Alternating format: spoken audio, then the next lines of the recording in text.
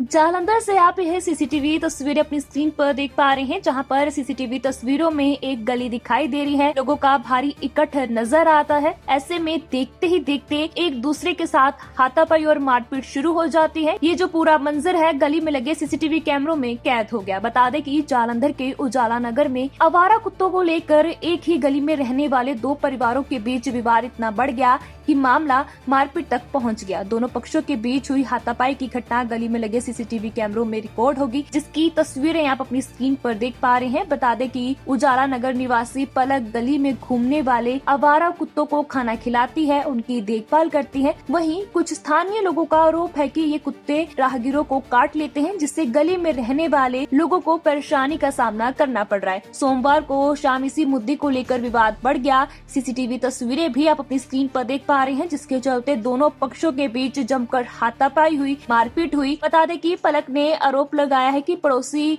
विक्रम ठाकुर ने उनके साथ बदसलूकी की और उनके भाइयों के साथ मारपीट की। दूसरी ओर विक्रम ठाकुर का कहना है कि उन्होंने कई बार कुत्तों के कारण हो रही परेशानी के बारे में पलक को बताया। उनका आरोप है कि जब उन्होंने इस बात का विरोध किया तो पलक के भाइयों ने उनके साथ मारपीट की। ऐसे में यह जो मामला है पुलिस में पहुंच चुका है। यहाँ पर पुलिस का क्या कुछ कहना है, आइए आपको सुनाते हैं।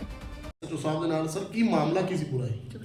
ਅੱਜ ਦੁਪਹਿਰੇ ਇੱਕ ਕੰਪਲੇਂਟ ਆਈ ਸੀ ਪਲਕ ਬਾਜਵਾ ਵੱਲੋਂ ਜੀ ਕਿ ਮੁਹੱਲੇ ਵਿੱਚ ਇੱਕ ਵਿਕਰਮ ਠਾਕੁਰ ਨਾਮ ਦੇ ਵਿਅਕਤੀ ਨੇ ਉਹਦੇ ਨਾਲ ਬਦਸਲੂਕੀ ਕੀਤੀ ਹੈ ਤੇ ਉੱਤੇ ਕੋਈ ਇੱਟ ਪੱਥਰ ਚੁੱਕਣ ਦੀ ਕੋਸ਼ਿਸ਼ ਕੀਤੀ ਹੈ।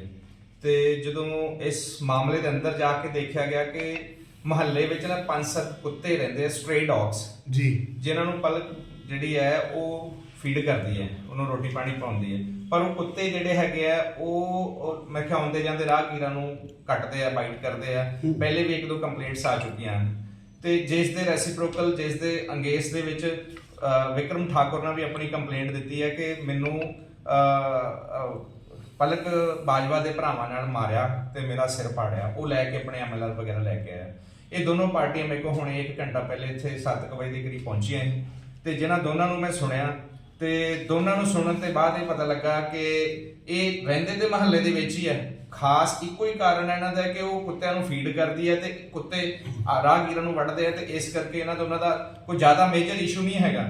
ਫਿਰ ਵੀ ਦੋਨਾਂ ਨੂੰ ਸੁਣਨ ਤੋਂ ਬਾਅਦ ਕੱਲ 10 ਵਜੇ ਦਾ ਮੈਂ ਟਾਈਮ ਦੇ ਦਿੱਤਾ ਦੋਨਾਂ ਨੂੰ ਤੇ ਮੇਰਾ ਖਿਆਲ ਹੈ ਕਿ ਦੋਨੋਂ ਪਾਰਟੀਆਂ ਆਪਸ ਵਿੱਚ ਸਹਿਮਤ ਹੋ ਗਈਆਂ ਸੀ ਕਿ 10 ਵਜੇ ਕੱਲ ਜੇ ਕਿਸੇ ਨੂੰ ਮਾਫੀ ਮੰਗਣ ਦੀ ਜ਼ਰੂਰਤ ਪਈ ਤੇ ਮਾਫੀ ਮੰਗ ਲੈਣਗੇ। ਅਦਰਵਾਈਜ਼ ਜੇ ਕੰਪਰੋਮਾਈਜ਼ ਨਾ ਹੋਇਆ ਤੇ ਬਣਦੀਆਂ ਧਾਰਾਵਾਂ ਦੇ ਮੁਤਾਬਿਕ ਮੈਂ ਐਫਆਈਆਰ ਲੌਂਚ ਕਰਾਂਗਾ। ਸਰ ਦਸਤਾਰ ਕੰਪਲੇਂਟ ਦੋਨਾਂ ਪਾਰਟੀਆਂ ਵੱਲੋਂ ਆ ਗਈ, ਦੋਨਾਂ ਪਾਰਟੀਆਂ ਵੱਲੋਂ ਬਰਾਬਰ। ਤੇ ਇੱਕ ਵੀਡੀਓ ਵੀ ਜਿਹੜੀ ਹੈਗੀ ਕਿ ਉਹ ਜਿਹੜੇ ਲੜਕਾ ਇੱਕ ਘਰ ਜਾਂਦਾ ਉਹਨਾਂ ਦੇ ਜਿਹੜੇ ਜਿਨ੍ਹਾਂ ਨੇ ਡੌਗ ਵਗੈਰਾ ਰੱਖੇ ਹੋਏ ਆ, ਉਹ ਵੀ ਵੀਡੀਓ ਇੱਕ ਤੁਸੀਂ ਦੇਖੀ ਹੈ? ਨਹੀਂ, ਡੌਗਸ ਰੱਖੇ ਨਹੀਂ ਹੈ ਕਿਸੇ ਨੇ।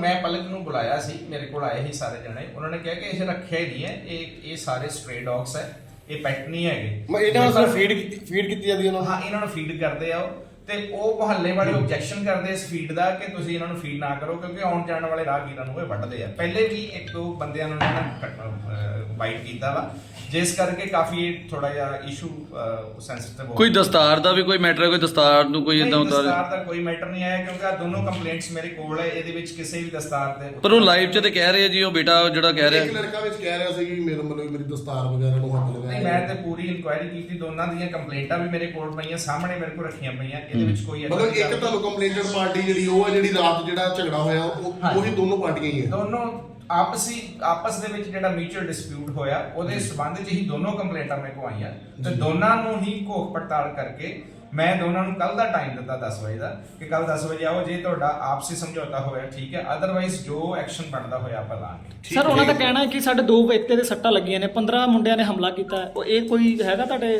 ਧਿਆਨ ਦੇ ਵਿੱਚ? ਕੋਈ ਸੋਨੇ ਦੀ ਚੈਨ ਤੇ ਵਿਅਕਤੀ ਨੂੰ ਲਾਇਆ? ਇਹ ਵੀ ਕੰਪਲੇਂਟ ਦੇ ਵਿੱਚ ਲਿਖਾਇਆ ਗਿਆ ਕੋਈ ਇਦਾਂ? ਇਹ ਤੇ ਇਨਕੁਆਇਰੀ ਮੈਟਰ ਹੈ, ਇਹ ਤੇ ਇਨਵੈਸਟੀਗੇਸ਼ਨ ਮੈਟਰ ਹੈ। ਇਹ ਦੇਖ ਲਾਂਗੇ ਜੋ ਫਿਰ ਆਪਣੀ ਸਟੇਟਮੈਂਟ 'ਚ ਲਿਖਾਉਂਦੇ ਬਣਦੀ ਧਾਰਾਵਾਂ ਦੇ ਮੁਤਾਬਿਕ ਫਿਰ ਆਪਾਂ ਪਰਚਾ ਦੇ